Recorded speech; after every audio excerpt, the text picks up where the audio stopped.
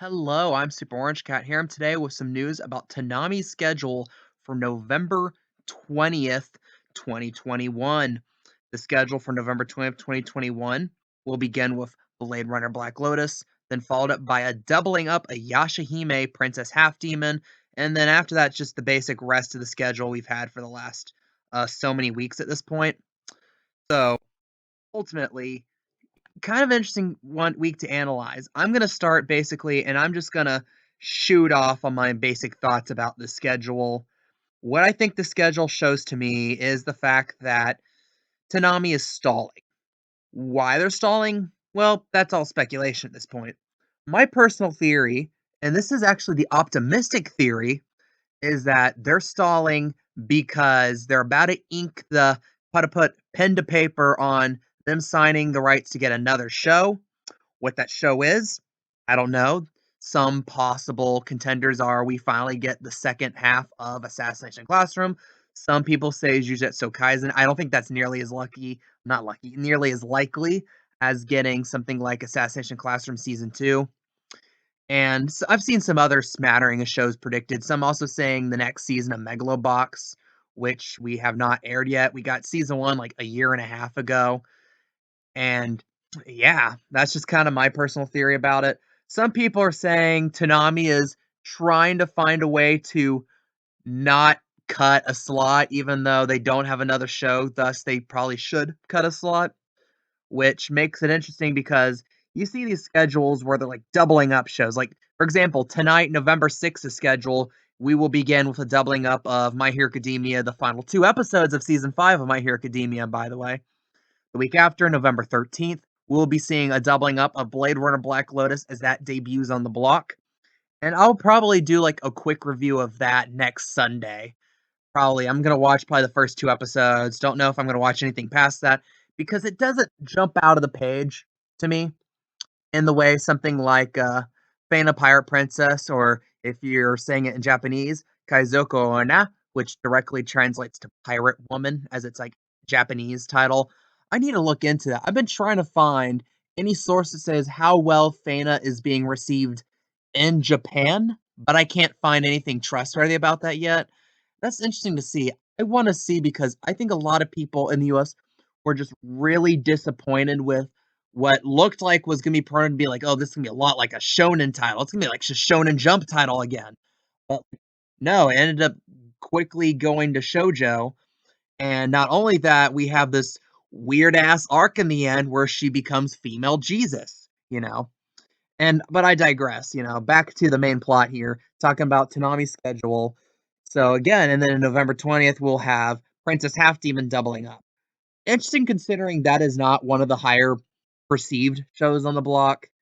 And again, they're not going to double up Blade Runner Black Lotus because I think they have to milk that as many weeks as they can because they spent a crap ton of money on it and they have to make a profit. Why do you think Fana Pirate Princess is still here at the 230 slot? You know, you know. But and you have Food Wars, I think, is getting towards the end of the season. They're not doubling it up, but they probably should double it up. And then other than that, you just have reruns in the block. And again, we have 3 reruns in the block right now. I can't think of a time in recent history we've had 3 reruns on the block. We had a while with 2 with Dr. Stone and Dragon Ball Super. We had Dragon Ball Super and we had like Attack on Titan for a while.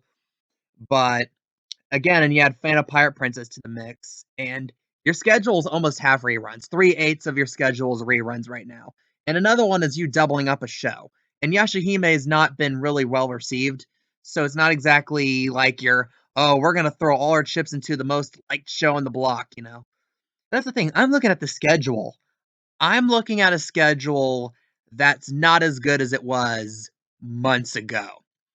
I don't know, and maybe it's because, like, at that time, you had the promise of Phantom Pirate Princess coming, and you had My Hero Academia on the block, and it was back when, like, Dr. Stone was season 2 was new, and people had a lot of expectations for that, and, like, we were looking and also Black Clover. Black Clover was, like, a silent, like, full-on, like, silent contributor to the team here.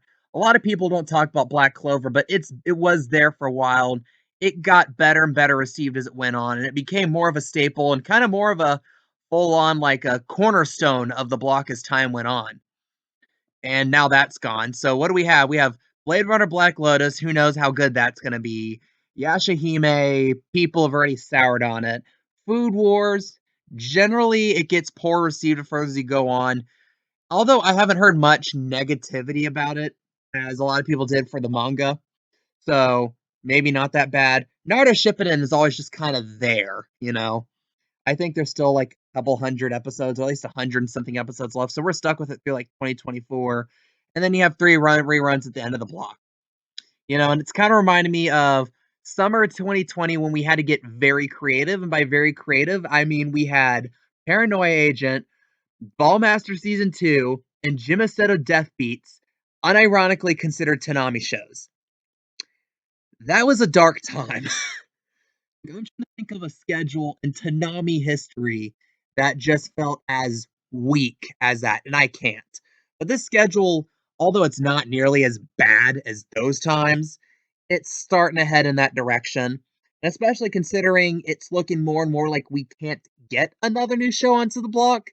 Maybe budgetary reasons, because again, they had to throw a lot of money in the last couple years into, again, Blade Runner Black Lotus, Phantom Pirate Princess, and also Uzumaki, which we get next year, and then Shenmue will get sometime next year.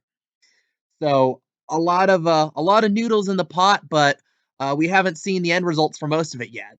So maybe Blade Runner Black Lotus ends up being this amazing, sneaky, big anime of 2020 wrap up 2021. Maybe it is, but from the promos I've seen, I do not see it getting that type of reception. I could see the reception for this being much more negative than Phantom Pirate Princess. Blade Runner is a weird IP to analyze.